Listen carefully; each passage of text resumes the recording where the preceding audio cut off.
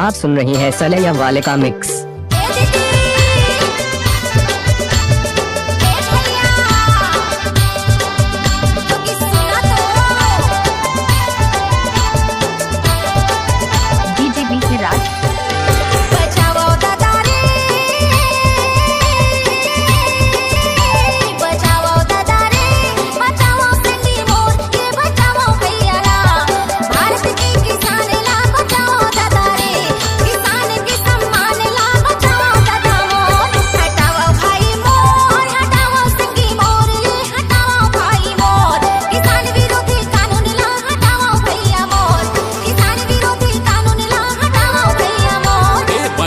भाई मोर बचाओ संगी मोर, ये बचाओ साथी मोर, भारत के किसान ला बचाओ संगी मोर, किसान के अधिकार ला बचाओ संगी मोर।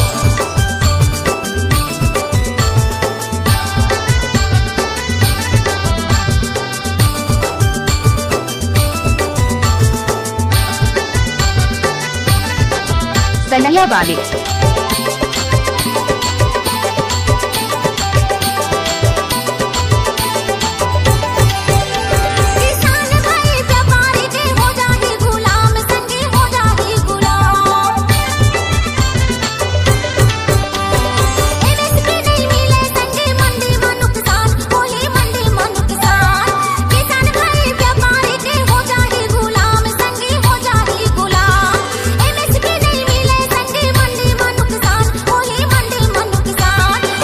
भाई मोर हटाओ संगी मोर, ये हटाओ साथी मोर, किसान विरोधी कानून ला हटाओ संगी मोर, किसान विरोधी कानून ला हटाओ संगी मोर।